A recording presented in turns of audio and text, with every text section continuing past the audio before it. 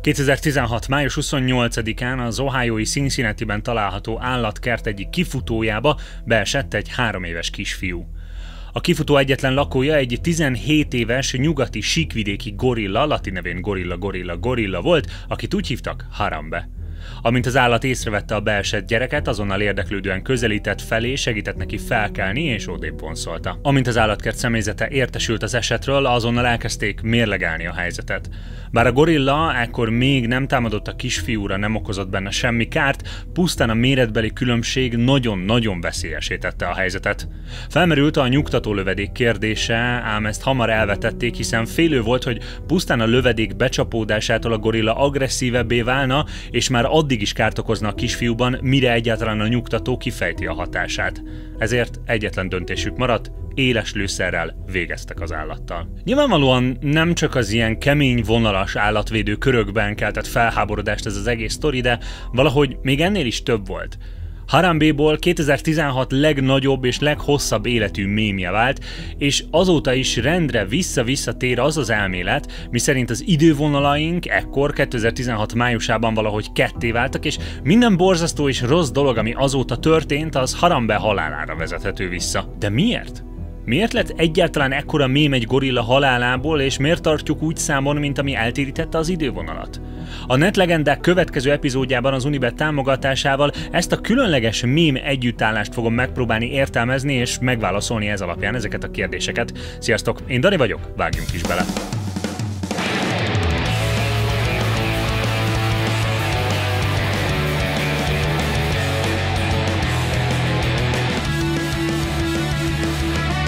A játékos időnek vége.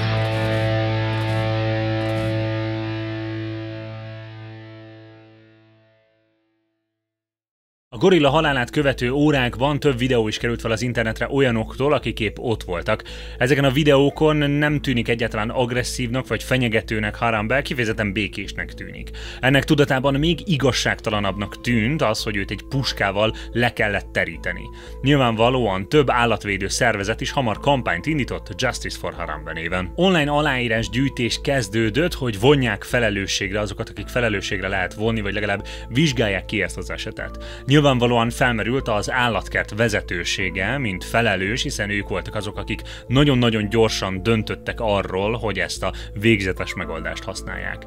De nyilvánvalóan felelősnek tartották a szülőket is, akik nem tudták megakadályozni, hogy a gyerek beessen a kifutóba. Felmerül az, hogy oké, nyilván aki próbált már 3 évest megzabolázni, az tudja, hogy ez nem egy könnyű dolog, de az állatkert elrendezését, azt a konkrét kifutót ismerve nagyon-nagyon hosszú felelőtlenség kellett ahhoz, hogy egy gyerek egyáltalán eljusson oda, hogy beessen. A szülők végül akkora negatív kampányt kaptak ebből az egészből, hogy teljesen levonultak az internetről a gyűlöletáradat miatt. De nyilvánvalóan, ahogy a felelősöket keresték, és a harag és a felháborodás ellepte az internetet, ezzel együtt jöttek a mémek is. A mémek többségében Harambe egy ártatlan és jámbor óriás volt, aki nem akart semmi rosszat, pusztán meg akarta védeni a kisfiút az ordítozó tömegtől, meg nyilván a szülei gondatlanságától. És a mémek egész sokáig tényleg ezt a igazságot Harambénak kampány üzenetét támasztották alá, és ezt erősítették, de aztán a következő napokban elkezdett egy kicsit abszurd szürrealitásba fordulni az egész. Harambe halála után alig egy héttel, június 3-án elhunyt a boxlegenda Muhammad Ali. Mindjárt jöttek a mémek, vagy hát nem is feltétlenül mémek, hanem inkább az ilyen megemlékező képek arról, hogy az idei év milyen sok közszeretett szemét vesz el tőlünk. És amúgy tényleg, tehát emlékezünk vissza, hogy 2016 tényleg durva volt, már csak májusig, júniusig. Ott volt David Bowie, Alan Rickman, Prince, hogy tényleg csak a legnagyobbakat említsem. Minden alkalommal, amikor egy újabb ember csatlakozott azokhoz, akik itt hagytak minket, bővült egy ilyen mémkép, ahogy a Mennyország kapujánál állnak. És nyilván ebbe a mémbe központi helyet kapott Harambe. És valahol itt kezdődött, egy héttel utána, hogy elfelejtődött az a része Harambénak, hogy ő legyen az állatvédelem jelképe, vagy az emberi kegyetlenség szimbóluma, és pusztán csak egy ilyen általános humorforrásá volt. Bármit viccesebbé tesz az ő jelenléte. Már olyan szintre mentek a mémek, mint hogy a haramba körül egy ilyen vallás vagy egy szekta lenne. Iskolások elhitették a Google-lel, hogy az iskolájuk utcáját Harambe utcának hívják. Van, aki szentélyeket épített neki, ilyen gyertyákra rakták rá a szent képét Harambénak. Már július 2-án született egy kép, amin Harambe képéhez azt írta oda valaki, hogy "We come in with dicks out for Harambe", ami nagyjából azt jelenti lefordítva, hogy elővett brokival jövünk Harambéért, vagy hát a Harambe igazságáért nagyjából. És nyilván ebből a mémből származik az a mondat, ami egy ilyen ikonikus, nem is tudom, jelmondatává vált ennek az egész Harambe kultusznak, a "Dicks out for Harambe". És azt hiszem, hogy így már csak ennyiből eléggé érezhető, hogy mire gondolok, amikor azt mondom, hogy ilyen abszurd, szürreális dolog lett ez az egész. Eljutottunk alig néhány hét leforgása alatt oda, hogy egy tényleg egész komoly állatvédő kampányból eljutottunk oda, hogy srácok a Vine-on ezt kántálják. Dicks out for Harambe, dicks out for Harambe, dicks out for Harambe. De várjál, nem csak random srácok mondogatják ezt, hanem egyenesen Machete, vagyis Danny Trejo is beszállt. Hey, dicks out for Harambe. És nyilván a 4chanról indult nagyon ez a szürreálisba forduló verziója a Harambe mémnek, szóval nem olyan meglepő, hogy elég sok hacker is beszállt a buliba, és augusztus 20-án feltörték a Cincinnati állatkert igazgatójának a Twitterét, beraktak neki Harambés profilképet, meg ilyen Harambéval szimpatizáló üzeneteket írtak ki tweetként. A Harambe mém pörgött egész nyáron, úgyhogy már jócskán az őszbe is belelógott, és tényleg a mai ilyen pörgős TikTok mémek világában egészen nehéz elképzelni azt, hogy tényleg egyetlen mém nem csak heteken, hanem hónapokon keresztül pörögjön az interneten, és rendszeresen egy ilyen visszatérő poén legyen. Imagine if Ninja got a low taper fade. So I'm thinking of getting another low taper fade. The meme is still huge even in May. Amikor a mém ilyen október-november környékén már pont kezdett volna lecsengeni, akkor jöttek az amerikai elnökválasztások. Itt ugye úgy néz ki a szavazólap, hogy azon túl, hogy vannak a megadott és állított jelöltek, akikre szavazhatsz, mindig van egy üres rubrika, ahova beírhatod bárkinek a nevét, hogyha te egy olyan jelöltre akarsz szavazni, aki nem indult el hivatalosan. És nyilván aznap este érkezett a hír, hogy Harambe 10-15 ezer szavazatot kapott. És hogy igaz volt ez? Nyilvánvalóan nem, tehát hogy a szavazás estéjére nem is tudnák összeszámolni a szavazatokat. Ilyen rekordsebességgel, hogy ezt így meg tudják mondani, hogy a beírt jelöltek hány szavazatot kaptak, de a másik meg az, hogy azért nem írhatod be teljesen bárkinek, nem írhatsz teljesen bármilyen nevet oda, vagyis hát nem is számolnák meg, hiszen hogyha egy olyan nevet találnak rajta, amit nem tudnak sehova kötni, akkor azokat egyszerűen csak kidobják és érvénytelen szavazatnak tartják. Szóval igen, egyáltalán nem volt igaz az, hogy Harambe bármennyi szavazatot is kapott volna, de a mém szempontjából ez nem számított, az emberek újra elkezdtek Harambén pörögni. És egy kis kitérő, mert lehet, hogy párótoknak rémlik ez a sztori, mint hogyha közel lenne Harambéhoz, a That Really Rustled My Jimmy's mém, ami szintén egy gorilla ezzel a fura szöveggel. Nos, ez egy sokkal korábbi mém, 2010-ből származik, és amúgy a mémben szereplő szöveg, a Rustle My Jimmy's, igazából nem jelent semmit, tehát ez egy ilyen fiktív szó, mármint hogy létező szavak, csak azt mondom, hogy ez a szókapcsolat önmagában így nem létezett, viszont úgy hangzik, mintha egy régies kifejezés lenne arra, amikor téged valami idegesít. Ez az egész eredetileg egy teljesen értelmetlen, abszurd mém volt, ahol valaki ezt a szöveget ráírta egy gorilla képére. Utána ez a mém így elterjedt a 4chanon, akik szeretnek az ilyen abszurd, értelmetlen dolgokból így felkarolni, mémmé tenni, és ezáltal valami értelemmel felruházni őket.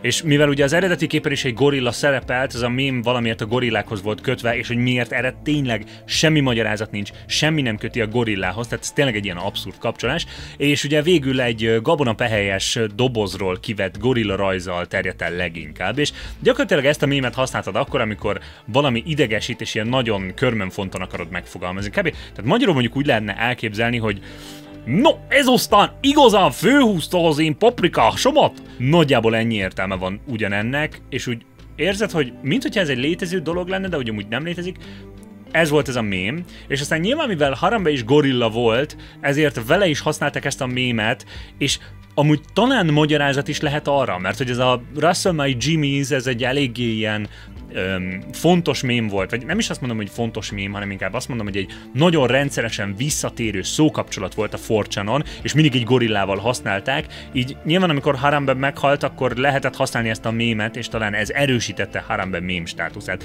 Ez csak egy ilyen kitérő, vagy nem tudom mi volt, tudom, hogy páran felhoznátok, hogyha ezt nem mondtam volna most el. Aztán végül a 2016-os elnökválasztások után úgy nagyjából év végére a Harambe-láz tényleg lecsengett, és úgy megmaradt emlékként, de már nem volt soha ugyanakkor a mém. De mondom, mindenki fejében azért úgy élt, mint egy nagyon-nagyon hosszú életű mém, mert nem csak a mai pörgős mémekhez képest volt hosszú életű, hanem úgy tényleg úgy általánosságban. Kicsit olyan volt, tudjátok, mint amikor vannak a zenei toplisták, és jön néha az egy-egy sláger, amilyen elképesztő sok héten át van a slágerlista élén, és nagyon nehéz megmagyarázni, hogy pontosan miért, de mindenki tudja, hogy ez valahogy slágerebb a slágereknél. De hogy amúgy miért alakultak úgy az események, hogy pont Harambe volt az, aki ennyire kiemelkedett, aki ennyire nagy mém lett?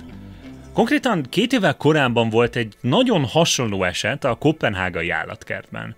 Volt itt egy zsiráf, Marius, akiről kiderült, hogy az ő génjei nem a legkívánatosabbak a faj fennmaradása szempontjából. Nem az, hogy beteg volt, vagy ilyesmi, csak hogy nem a legjobbak voltak a génjei. Úgyhogy az lett a megoldás, hogy megölik a zsiráfot, de hogy nem csak simán az volt, hogy elkábítják és lelövik, és aztán annyi, hanem hogy így csináltak egy nyilvános boncolást, ahova kifejezetten buzdították a szülőket, hogy hozzák el a gyerekeket, és utána a boncolás után pedig a húsát még odadobálták az állatkert oroszlányainak.